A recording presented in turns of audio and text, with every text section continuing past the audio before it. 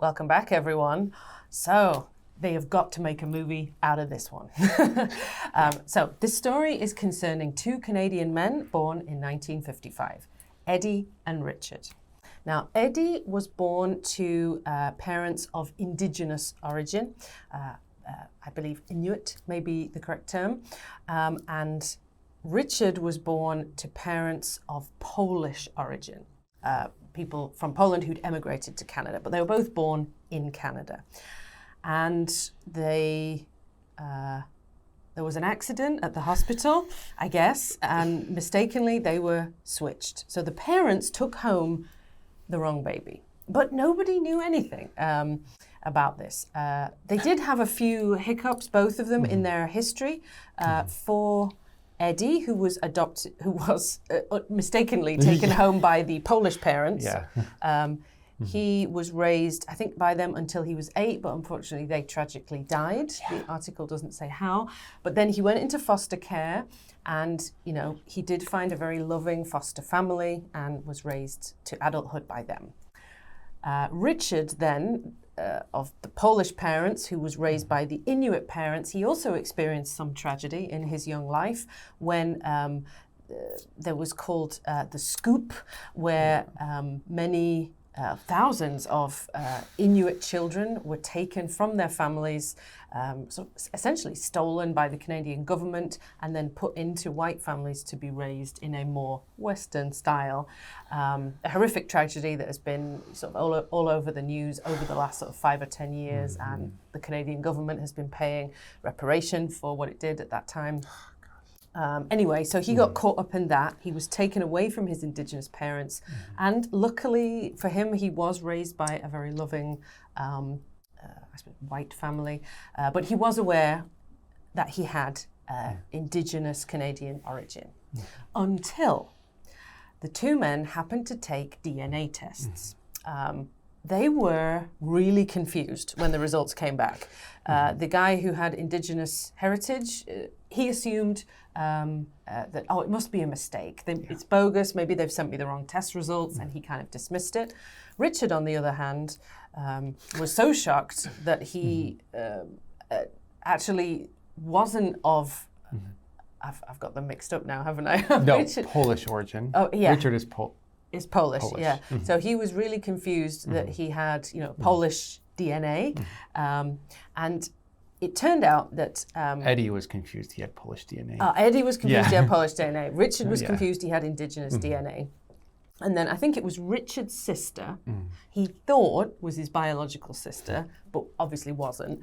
She also did a DNA test. And I guess with this company, they can find people who are related to you if you want to know. And they found a mysterious person who was related to him.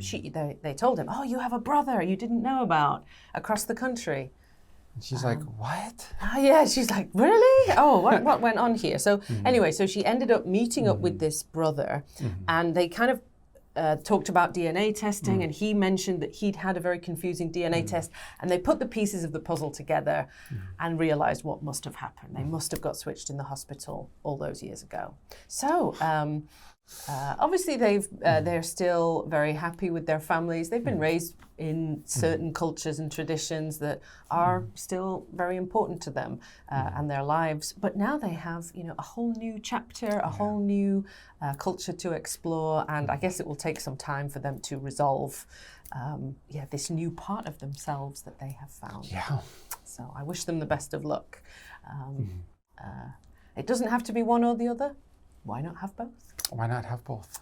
Yeah. So I wonder if there's ever going to be any call for recourse from the hospital who accidentally switched them at birth for the trouble that they caused. I mean, maybe, but so long ago, I don't know if a judge could go through that. I mean, I guess if you went through the idea of like, well, there's reparations happening for Indigenous people being discriminated against, and this thing happened that is also connected, resulting in trauma. I guess you could go through that way, but I think it's so long ago. 1950s, a baby was a baby. Who cares who gets which one? Wow. I mean, luckily in this case, both Eddie and Richard, they did have happy well, apart from the trauma of changing parents for both of them halfway through, but they did have good parents. Yeah. So, do you have any idea, John, how does the foster care system work in America? I mean, I assume it's similar to Canada. Basically, what happens is there's a child that is deemed unsafe to be with their parents, or their parents are no longer alive, like what happened in this case, and they are given temporarily, is the idea, to a family who will temporarily raise them until they find a permanent family or a permanent place to stay, right? However, of course, with fostering, like in this case, sometimes the temporary situation turns into a permanent one, permanently temporary or temporarily permanent, and they are raised until adulthood. However, there's a lot of controversies in the US. The foster parents are technically paid or reimbursed, and which really, at least from what I've heard from people who have gone through the foster system, has caused a lot of people to be greedy and want that money and not provide a good household, only provide one that looks good enough to get money from the government. So there's a lot of issues that I've heard about. However, that's the basic way. Yes. Yeah. So, coming back to the other issue, the main issue in this article, how would you feel if you suddenly found out the family you had grown up with was not biologically related to you? Spoilers for people who haven't watched Kung Fu Panda 3. He finds his real dad in that movie. Oh. Sorry for spoiling. It's all right. I can live without that. And he gets really excited and wants to learn more about where he came from and everything like that. I think I would be pretty much the same. Of course, I love my parents and I would consider them my real parents because they're the ones who raised me. But I'd be very interested in knowing the other side.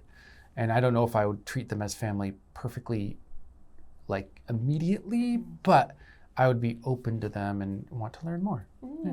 Yeah. I mean, it's already done. I've already been raised. What am I going to do? Reject my parents and be like, you're not my real dad. You're not my real dad. Gosh, yeah. I get this. They really shouldn't allow 13-year-olds to take DNA tests like this because they will be like, yes, I knew it. You're not my real dad. Or that's what I would have done at 13. Yeah, exactly. Which is very cruel. Don't do that to your parents. Yeah. So anyway. I want to wish Eddie and Richard the best of luck, and I hope, they've perhaps found new friends and a new part of themselves which can be enjoyable. Yes, exactly. Good luck, guys. And good luck to you. But before you go celebrating, go down into the vocab section, take a look, find some useful information for your life, and come and see us in the next one. Bye-bye. Bye.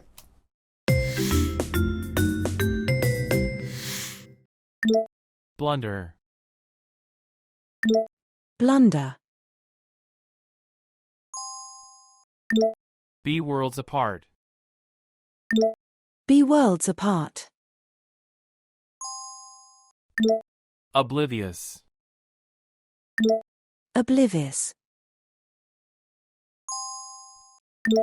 Foster. Foster. Jarring. Jarring.